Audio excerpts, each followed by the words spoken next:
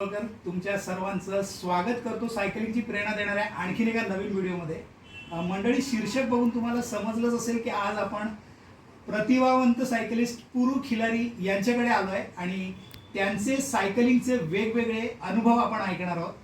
पुरू खिलारी हा आपल्या सायकलिंग क्षेत्रातलं एक खूप मोठं नाव आहे। इतक्या कमी वयामध्ये त्यांनी सायकलिंगचे अनेक विक्रम केले। सो त्यांच्याशी बोलून आपल्या चॅनलला आज खूप मोटिवेशन मिळणार आहे। सो चला तर मग पुरू खिलारीशी बोलायला सुरुवात करू। सो पुरू, वेलकम टू आवर चॅनल। तुझं आपल्या चॅनलवर खूप खूप स्वागत आहे आणि आपल्या चॅनलला तू जो वेळ दिलास त्याच्यासाठी मी खूप आभारी आहे तुझा। सो पुरू, मला सांग की सायकलिंग तुझ्या लाईफमध्ये कसं आलं, म्हणजे कोणी तुला इंट्रोड्यूस केलं सायकलिंग की कसं आलं? सायकलिंग हे माझ्या आयुष्यामध्ये बाळपणीपासून आहे। माझी जर तुम्ही तसं पाहायला गेलं तर आजपर्यंत माझे टोटल 15 सायकलच्या वरती तर आरामात झालेत। छोट्यापणीपासून सायकलिंग माझ्या घरातून मम्मी पप्पांमुळेच इंट्रोड्यूस झालेलं आहे। ट्रायसिकल 3 चाकी सायकलपासून 2 चाकी असं करून माझं जे खरं सायकलिंगची जी जर्नी चालू झाली ती 2012मध्ये। मी त्यावेळेला 10वीत होतो तर त्यावेळेला माझी सायकलिंग फक्त मम्मीचे काम काही जर काय असेल मार्केटमध्ये जाणं किंवा काय हे सगळं याने जे सुरुवात जी माझी झाली सायकलिंगची, तर नंतर मग फर्स्ट इयरच्या दरम्यान साधारण मी सायकलिंग ग्रुपला जॉईन करायचा मी विचार केला आणि सायकलिंग ग्रुपसोबत चालवता कसं ती जर्नी पहिले 50 किलोमीटर 100 किलोमीटर हे आज मी जेव्हा विचार करतो तर हे खूप लवकर झालं असं मला वाटतं। आणि सगळं हे सायकलिंग ग्रुपमुळेच आहे। जी कम्युनिटी ॲस्पेक्ट जी आहे, जर एकटं जर माझं जर सायकलिंग करणं असतं तर आज मला हे नाही वाटत की जे मी आत्तापर्यंत अल्ट्रा सायकलिंग केलेलं आहे, जे सायकलिंगमध्ये माझे अचिव्हमेंट्स आहेत, जे पण थोडेफार आहेत, जे सुरुवात झालेत, तर ते माझे असणं शक्य मला वाटत नाही। तर माझं सायकलिंग जर्नी असंच राहिलं। तुला तुझ्या सायकलिंग जर्नीमध्ये मोटिवेशन वगैरे कोणी केलं किंवा तुझे गुरु कोण आहे किंवा तू कोणापासून सायकलिंग करण्यासाठी इन्स्पायर झालास? इन्स्पिरेशनचं तसं पाहायला गेलं तर सायकलिंग ग्रुप हा सर्वात मोठा इन्स्पिरेशन माझ्यासाठी राहिला सुरुवातीचा तो टप्पा घेण्यासाठी। एकदा सायकलिंग सुरुवात केल्यावरती नवी मुंबईचा रहिवासी असल्यामुळे मी बेलापूरच्या सायकलिंग ग्रुपसोबत मी जोडल्यामुळे मला तिथे खूप मोठे सायकलिस्ट त्या ग्रुपमध्ये असण्याचा मला खूप फायदा झाला। कपिल शर्मा झाले, मग कुलवंत सिंग झाले, मग कबीर पण त्या ग्रुपमध्ये असल्याचा मला एक भरपूर फायदा झाला की जेणेकरून आपल्या भारतामध्ये किंवा आपल्या महाराष्ट्रामध्ये इथे मोठे जे रेसेस होतात अल्ट्रा सायकलिंगने हे माझं अटेन्शन एकदम कॅप्चर केलं की जेणेकरून मी या सायकलिंगबद्दल अजून मी शोध करायला चालू केलं। आणि पुणे ते गोवा ही रेसबद्दल मला जसंच कळालं की माझे मित्रही हे करतायत, प्लस बाकी सगळे ग्रुपमधले पण थोडेफार लोक करतायत, तर मला हे खूप इंटरेस्टिंग वाटलं की त्यांना फॉलो करू शकतो आपण की कुठे आहेत ते। डॉट वॉचिंग नावाचा एक प्रकार आहे की जेव्हा ही रेसेस चालू असतात तुम्ही मोबाईलवरती ट्रॅकरवरती पाहू शकतात की कोणते पार्टिसिपेंट कुठे आहेत। तर हे सगळं पाहता माझं इंटरेस्ट सायकलिंगमध्ये पण वाढलं आणि माझं इन्स्पिरेशन जर पाहायला गेलं तर कपिल शर्मा एक इन्स्पिरेशन आहे। त्यांनी हे रेसेस हे करत होते, त्यानंतर या रेसेस जसं चालू होते तसं कबीर रचुरेबद्दल मला कळालं। तर आजही हे दोन्ही माझ्यासाठी खूप इन्स्पायरिंग फिगर्स आहेत की ज्यांना मी आपल्या इंडियन सायकलिंग कम्युनिटीच्या ह्याच्यामध्ये मी पाहतो। पूर्व, आता मला सांग की तुझी पहिले 100ची आठवण काय? पहिले 100 किलोमीटर तू कधी केलीस? माझी पहिली 100 किलोमीटरची राईड डिसेंबरच्या महिन्यामध्ये होती आणि त्यावेळेला 100 डेज ऑफ सायकलिंग नावाचं एक इव्हेंट चालू होतं। तर ती माझी पहिली 100 किलोमीटर एक व्हर्च्युअल चॅलेंजच्या निमित्ताने झालेली। मी वसई विरारला गेलेलो होतो आणि मेन माझं 100 किलोमीटर करण्याचा तो रूट मी सिलेक्ट केलेला होता, कारण मला तुंगरेश्वर मंदिरला जायचं होतं। तर माझ्याकडे जी MTB होती त्याने मी तुंगरेश्वरची ती चढण आणि ते मंदिरमध्ये दर्शन घेण्यासाठी मी गेलेलो होतो। तर खूप सुंदर आणि खूप मेमोरेबल राईड माझ्यासाठी ती आहे की ज्याच्यामध्ये मी सकाळी पहाटे एकदम लवकर निघालो इथून। काही तेवढा जास्त एक्सपिरियन्स नाही सायकलिंगचा, याच्या पहिलीची लॉंगेस्ट राईड माझी 80 किलोमीटरची होती आणि त्या राईडमध्ये तसं खूप वेगळे चॅलेंजेस मला फेस करायला लागले, जसं की त्याच्यामध्ये पाऊस आलेला होता सकाळी सकाळी, गारवा असल्यामुळे, तेव्हा रेन जॅकेट हे काय प्रकार माहिती नाही. मग नंतर तुंगरेश्वरचे जे चढण, एक भरपूर स्टीप आहे ते, त्याचा काहीच असा अनुभव नाही पहिल्यांदा मी करणार असल्यामुळे. तर ओव्हरऑल चांगली राईड होती ती. सो पुरू, आता मला सांग की तू कॉम्पिटेटिव्ह सायकलिंगकडे कसा वळलास आणि तुझे प्लॅन्स काय? माझं कॉम्पिटेटिव्ह सायकलिंगकडे वळण BRMsमुळे झालेलं आहे. तर माझी पहिली BRM 600 किलोमीटरपासून मी सुरुवात करायचा मोठा साहस आणि धाडस निर्माण केलेला होता.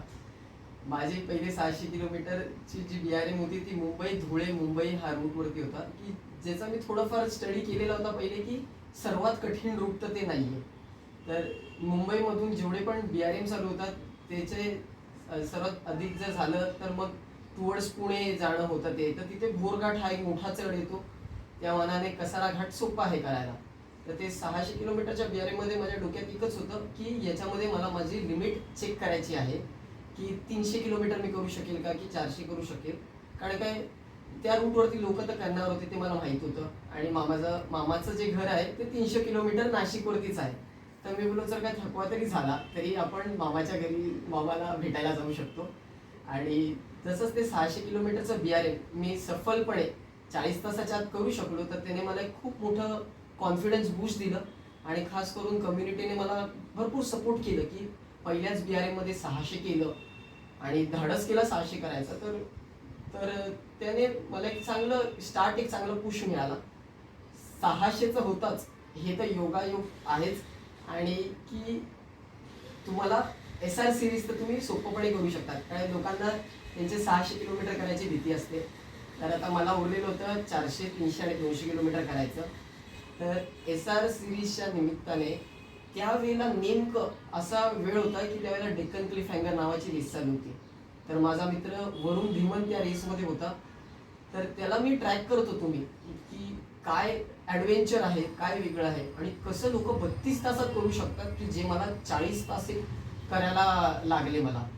तर ती रेस मी ट्रॅक करताना मला एवढं इंटरेस्टिंग ते वाटलं, की मी असं स्वतःसाठी ते बकेट लिस्टमध्ये ठेवलं, की ही गोष्ट मला आज नाही तर उद्या कधीतरी करायची आहे. तर जसंच ती रेस त्याची संपली, माझ्याकडे भरपूर प्रश्न होते. ते जे Q&A सेशन होता ऑनलाईनचा किंवा असं मीटअप होतं, मी ऑलमोस्ट सगळे मीटअप इकडचे अटेंड केले. कपिल शर्मा कबीर रचुरे यांचं एक्सपिरियन्स शेअरिंग जे बेलापूरमध्ये होतं, ठाण्यामध्ये वरुण धीमनचं झालेलं, मी सगळे अटेंड केले.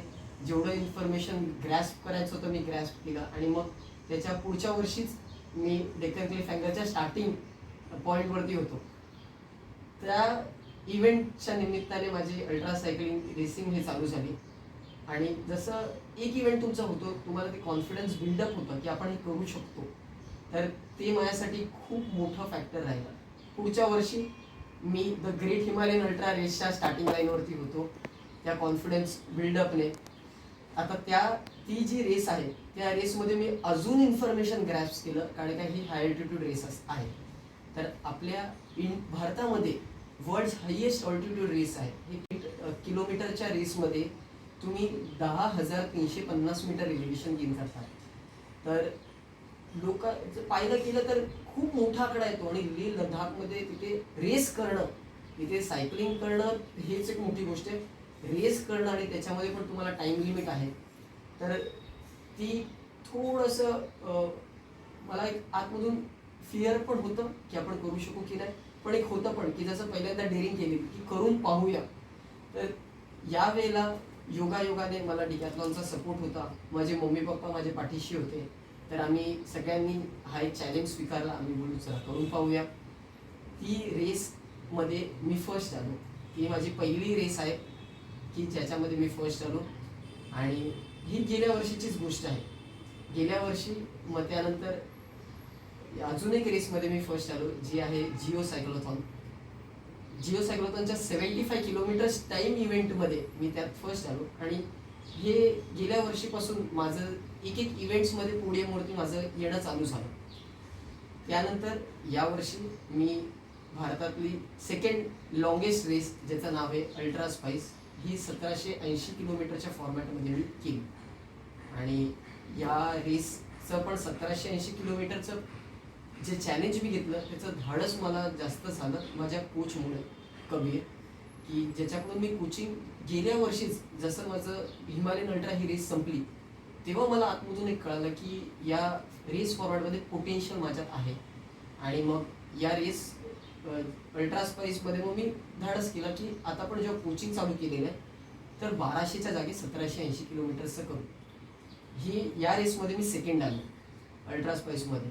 आता या मोमेंटम बिल्डअप आपल्याला नेहमी ठेवायची गरज असते, कारण काय 2025मध्ये मला रेस अक्रॉस अमेरिका ही विश्वातली सर्वात कठीण रेस जी आहे त्याचं मी गेल्या 4 वर्षापासून ठरवून ठेवलेलं आहे की मला ही रेस करायची आहे. आणि या रेसवरती मला पहिल्या अटेम्प्टमध्ये प्रयत्न करायचा आहे टॉप 8मध्ये तरी ॲटलिस्ट यायला, कारण काय याच्यामध्ये पूर्ण देशातून पाहायला गेलं तर एकदम प्रोफेशनल सायकलिस्ट येतात की ज्यांच्याकडे भरपूर मोठा एक्सपिरियन्स आहे, की जेवढा कदाचित माझ्याकडेही नसावा तेवढा. ही रेस माझी अल्टिमेट आहे.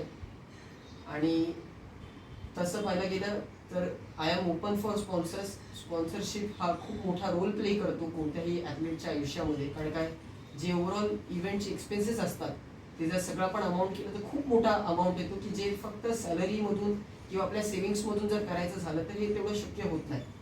आणि हे जेव्हा अचिव्हमेंट्स आपण करतो, रेस झालं किंवा काहीही झालं, तर ह्याने तुम्ही जे इन्स्पिरेशन लोकांना देऊ शकतात तर ते मल्टीफोल्ड होतं. की आता मला पाहून जर आज 1 जणांनी ही सायकलिंग केली तर मी खूप खुश आहे, पण जेव्हा असं एखादं इव्हेंट केल्यानंतर ते इव्हेंटच्या बद्दल जसं मी प्रोत्साहित झालेलो, मी इन्स्पायर झालेलो, तसे अजून 100 लोक असे इन्स्पायर होतात वेगळ्या वेगळ्या विदर्भामध्ये. आणि हे खूप एक चांगली गोष्ट आहे. पुरू, आता मला सांग की तू सायकलिंगसाठी स्वतःला प्रिपेअर कसं करतोस, आणि तुला जेव्हा तू सायकलिंग करतोस तेव्हा रस्त्यावर तुला प्रॉब्लेम्स काय काय येतात सायकलिंग करताना? सायकलिंगचं प्रिपरेशन माझ्यासाठी गेल्या थोड्या वर्षामध्ये भरपूर बदल त्याच्यात आलेला आहे. एक्सपिरियन्सने हे गोष्टी सर्व होतात. तर माझ्या प्रिपरेशनमध्ये आता फिजिकल प्रिपरेशन तर प्रॅक्टिस तर ती एक कॉन्स्टंट गोष्ट नेहमी राहतेच, पण त्याच्या व्यतिरिक्त मेंटल कंडिशनिंग झालं किंवा माइंड पॉवरचा तुम्ही कसा वापर करू शकता, मेडिटेशन, हे नवीन गोष्ट गेल्या 2 वर्षापासून मी इंट्रोड्यूस केलेलं आहे. तर माइंड पॉवर आणि मेडिटेशन, स्वतःशी तुम्ही पॉझिटिव्ह टॉक करणं, स्वतःवरती सेल्फ बिलीफ करणं, तर हे खूप मदतगार गोष्ट आहे की जे फक्त सायकलिस्टच नाही की वर्ल्ड क्लास ॲथलीट्स हे गोष्टी वापरतात. तुमच्या आर्चरीमध्ये झालं किंवा असे स्पोर्ट्स की जिथे तुम्हाला फक्त एकच अटेम्प्ट मिळतं. म्हणजे तुम्ही विचार करा, ऑलिम्पिक्समध्ये जो असतो भारताला रिप्रेझेंट करतो किंवा कोणत्या कंट्री, त्याला फक्त एक चान्स मिळतो. कोणत्याही रेसमध्ये पाहायला गेलं, कोणत्याही इव्हेंटमध्ये तुम्हाला एक चान्स असतो. त्या चान्समध्ये तुम्हाला कधीच माहिती नाही ते मिली सेकंड्समध्ये फर्स्ट सेकंड थर्डचा अंतर असू शकतो का की सेकंदामध्ये असू शकतो. तर माइंड पॉवर हा माझा प्रिपरेशनमध्ये एक नवीन गोष्ट ॲड ऑन झालेली आहे. त्याच्या व्यतिरिक्त न्यूट्रिशनचं पाहायला गेलं तर माझं एक खूप स्ट्रॉंग बिलीफ आहे की आपल्याला घराचं जे जेवण आहे किंवा जसं पहिले आपलं जेवण असायचं, भाकऱ्या असायच्या आपल्या जेवणामध्ये, मग तर घरामध्ये आपण डाळ खायचो, सगळी गोष्टी, तर घरचं जेवण हे नेहमी योग्य जेवण आहे. फक्त जेव्हा कॉम्पिटिशन्स असतात त्यावेळेला माझं थोडं न्यूट्रिशन बदलतं आणि ते बदलाव पण येतं की जेव्हा तुमचं इव्हेंट चालू असतं तेव्हा तुम्हाला हे सगळं घरचं जे जेवण तुम्ही खाऊ शकता. जेव्हा तुम्ही इव्हेंट नसतं तर ते सगळं तुम्हाला ॲक्सेस नाही मिळत तेवढं ट्रॅव्हलिंगमध्ये. तर त्यावेळेस फक्त कॉम्पिटिशनचं थोड्या पहिले मी स्पोर्ट्स न्यूट्रिशनमध्ये जसं की जे इलेक्ट्रोलाइट्स मी यूज करणार आहे त्याचं माझं कन्झम्पशन थोडं वाढतं की बॉडी ती यूज टू व्हायला. कंडिशनिंग असं नाही तर असं नाही की रेसच्या 1 दिवस पहिले ते जमणार नाही किंवा रेसच्या दिवशी स्टमक अपसेट नाही होण्यासाठी थोड्या पहिले मी चालू करतो. आता ट्रेनिंगचं जर पाहायला गेलं तर ट्रेनिंगमध्ये पण बदलाव येतो. जसं तुमची प्रॅक्टिस वाढत जाते, जसं तुम्हाला कळतं की ही गोष्ट तुमची आवडची आहे, तुम्हाला त्यातून रिझल्ट मिळतं. तर माझे ट्रेनिंग्स मी आता इंडोर शिफ्ट केलेले आहेत आणि त्याचं स्ट्रॉंग कारण हे आहे की आपले जे रस्ते आहेत त्यावरती ट्रेनिंग करायला एकदा तुमचा स्पीड जर चांगला वाढला, म्हणजे 30च्या वरती ॲव्हरेज स्पीड जर तुम्ही होल्ड करताय तुमच्या इंटरव्हलसाठी, तुम्हाला जर तेवढा पेसची गरज आहे तर आपले रोड थोडे अनसेफ होतात पाहायला गेलं तर. कारण काय तुम्हाला त्यावेळेला जवळपास कोणतरी लागतं तुम्हाला की ट्रॅफिक मॅनेज करायला. जेव्हा तुम्ही तेवढा एफर्ट घालतात तर त्यावेळेला अचानक जर कोण समोर आलं तर कंट्रोल करणं तेवढं शक्य नाही आहे. तर त्यासाठी एक थोडंसं आपलं जसं रोड कंडिशन पण आहे, थोडे खडबुडी रस्ते झाले ते, तर ते ओव्हरऑल एक थोडंसं शरीरावरती टोल पण घेतात ते, आणि स्मूथ रोड सगळीकडे सापडत नाही आपल्या इथे सहजपणे. तर इंडोर मध्ये जेव्हापासून माझं ट्रेनिंग शिफ्ट झालेलं आहे तर तेव्हापासून पण मला भरपूर चेंजेस आणि भरपूर माझा वेळ पण त्याने वाचतो. आपला जो येतानाचा ट्रॅफिक आहे ते ट्रॅफिक पण नाही. घरी फक्त तयार होण्याचा सकाळचा टास्क असतो आणि मग लगेच कामाला पळा. तू मला आता सांग की तुझा या तुझ्या पूर्ण सायकलिंग करिअर मधला बेस्ट मेमरी काय? तुला असं कुठला पार्ट वाटला की जो तुला खूप लक्षात राहतो? जेव्हा आपण कोणते इव्हेंट करत असतो तर नेहमी इव्हेंट्सच्या मध्येच जसं काय होतं तर ते तुम्हाला नेहमी लक्षात राहतं, ते तुमचे बेस्ट मेमरी राहतात. माझ्यासाठी आत्ता यावर्षी जी मी अल्ट्रा स्पाईस रेसची केलेली 1780 किलोमीटरची, तर ती माझी सर्वात बेस्ट मेमरी रेसची आहे. कारण 5 दिवस मी त्या इव्हेंटमध्ये मी सायकलिंग करत होतो त्या रेसमध्ये. आणि सर्वात बेस्ट मेमरी माझी ही आहे की जेवढे पण कठीण क्षण होते त्या रेसमध्ये, ते कठीण क्षणांना मी कव्हर अप करू शकलो. मी स्वतःला हार नाही मानली, मी गिवअप नाही केलं आणि मी फिनिश लाईनमध्ये मी सेकंड क्रॉस करू शकलो. सर्वात इम्पॉर्टंटली माझ्यासाठी मी ती रेस कंप्लीट करू शकलो. हा एक खूप असं क्षण आहे की जे मला नेहमी लक्षात राहणार. आणि हे रूट्स एवढे सुंदर आहेत की आपल्याला जेव्हा तुम्ही गोवा ते उटी तो पट्टा जेव्हा तुमचं सायकलिंग करणं होईल कधीही भविष्यामध्ये, तुम्हाला असं वाटेल की आपण भारतामध्येच एवढं सुंदर जागा आहेत, एवढे लोकेशन्स आहेत. जसं मणिकरी झालं, तिकडचं त्या एरियाला स्कॉटलँड ऑफ इंडिया बोललं जातं की एवढं सुंदर ग्रीनरी एवढं आहे. आणि तिथे एलिव्हेशन पण खूप भरपूर छान आहे. ट्री कॉफी प्लांटेशन्सच्या तिथून तुम्ही जातात बाजूने, तर एवढं सुंदर एरोमा येतं ते कॉफीचं की तुम्हाला असं वाटतं की एखाद्या चहाच्या ब्रेकसाठी, कॉफी ब्रेकसाठी आपण थांबू. आणि ओव्हरऑल खूप सुंदर प्लेझंट क्लायमेट जानेवारीमध्ये साधारण तिथे असतं. खूप असा हा इव्हेंट आहे की जो मला मेमोरेबल आहे आतापर्यंत. सो पुरू, शेवटचे 2-3 प्रश्न. मला सांग की तुझी बॅक पॅकिंग काय असते सायकलिंग करताना, आणि तू कुठली सायकल वापरतोस? बेसिकली तुला कुठली सायकल आवडते? बॅकपॅकिंग आता मी पहिल्यांदा करत असणार आहे यावेळेला मोठ्या प्रमाणामध्ये पाहायला गेलं, कारण मी सेल्फ सपोर्टेड रेसमध्ये यावर्षी मी रजिस्टर करतो. द डेक्कन क्लिफहँगर जी रेस आहे पुणे ते गोवा, त्यामध्ये मी पहिल्यांदा सेल्फ सपोर्टेड करतोय. तर बॅकपॅकिंगचं जर तुमचं झालं कसं पॅकिंग काय असायला हवं, तर यासाठी मी मल्टिपल फ्रेम बॅग्स ठेवतो आहे. तर 2 फ्रेम बॅग्स माझ्या बाईकच्या सेटअपवरती असणार आहे, ज्याच्यामध्ये माझे जे सॅडल बॅग आहे त्याच्यामध्ये माझे पंक्चर रिपेअर किट झालं, मग नंतर इमर्जन्सी खाण्याचं सप्लाईज असणार. पुढचे जे माझे फ्रेम बॅग्स असणार त्यावरती माझं क्विक ॲक्सेसवाले एनर्जी बार्स आले, इलेक्ट्रोलाइट्स आले, हे गोष्टी असणार. 2 पाण्याचे बॉटल कॉन्स्टंट राहतात. आणि मी जी बाईक रेसेससाठी वापरतो ती व्हॅन रायझल ब्रँडची आहे आणि त्या मॉडेलचं नाव आहे AF900. तर ही रेसिंग बाईक असल्यामुळे तुम्हाला त्यावरती जास्त माउंट्स नसतात, म्हणून तुम्हाला बाईक पॅकिंगचे जे बॅग्स एक असतात त्याचा वापर करावा लागतो. तर या बाईकमध्ये ओव्हरऑल 2 बॉटलचा सेटअप सोबत जी ओव्हरऑल बाईकचं वजन आहे ते भरपूर कमी राहतं, की जेणेकरून मला रेसिंगमध्ये भरपूर ॲडव्हान्टेज एक चांगला राहतो, की पेस एक चांगला राहतो. आणि तुमच्या सगळ्यांच्या आशीर्वादाने मला असं वाटतं की यावर्षी मी माझं स्ट्रॉंग फिनिश होणार आहे. इतर लोकांना जे नवीन सायकलिस्ट आहेत किंवा जे कॉम्पिटेटिव्ह सायकलिंग करणार आहेत, जसं की हार्दिक आहे, तर त्यांना तू काय सांगशील की तू कशा प्रकारे त्यांना गाईड करशील? ते तुम्ही जर थोड्याफार नवीन सायकलिस्ट असतील तर तुम्हाला कॉम्पिटिशनसाठी तयार व्हायचं असेल किंवा तुम्हाला तुमच्या पहिला 100 किलोमीटरसाठी तयार व्हायचं असेल, यासाठी सर्वात महत्त्वाची गोष्ट जे मी तुम्हाला बोलेन ती आहे एक ग्रुप शोधा, एक कम्युनिटी सोबत चालवा. नेहमी तुम्ही त्यांच्यासोबत चालवा की जे तुमच्यापेक्षा फास्ट आहेत.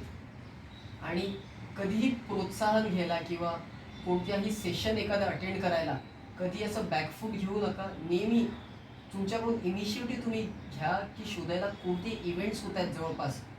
भलेही तुम्ही जर पार्टिसिपेट त्यावेळेला नाही करू शकले, व्हॉलेंटिअरिंग करा. तुम्ही व्हॉलेंटिअरिंग करून तुम्हाला एक चांगला अनुभव मिळणार. आणि आजकाल भरपूर रेसेस, भरपूर इव्हेंट्समध्ये व्हॉलेंटिअर्सची नेहमी आवश्यकता असते. आणि जसं तुम्ही हा इंटरव्ह्यू पाहताय तसं अजून पण भरपूर इंटरव्ह्यूज तुम्ही सर्च करू शकतील, तुम्ही पाहू शकतील, की ज्याने तुम्हाला एक एक कल्पना येईल. न्यूट्रिशन तुम्ही कसं तुमचं व्यवस्थितपणे नियमाने तुम्ही करू शकतील. प्रॅक्टिस पाहायला गेलं तर तुम्हाला आठवड्यातून तुमचे 4 राईडही झाले, पण ते एकदम फोकस राईड, की म्हणजे एखाद्या राईडमध्ये तुम्ही क्लाइंब करणार, एखादा राईड तुम्ही फ्लॅट टेरेनवरती लाँग राईड तुम्ही करणार विकेंडच्या दरम्यानमध्ये, एखादा शॉर्ट राईड पण जास्त पेसने. आणि जी मग ती उरलेला चौथा पेस आहे, चौथी राईड आहे, त्याच्यावरती तुम्ही एक प्रॅक्टिस सेशनसाठी ठेवा, ती रिकव्हरीसाठी तुम्ही ठेवा, किंवा एखादा नवीन स्किल शिकण्यासाठी ठेवा. असं करून पण तुम्ही खूप फटाफट प्रोग्रेस करतील.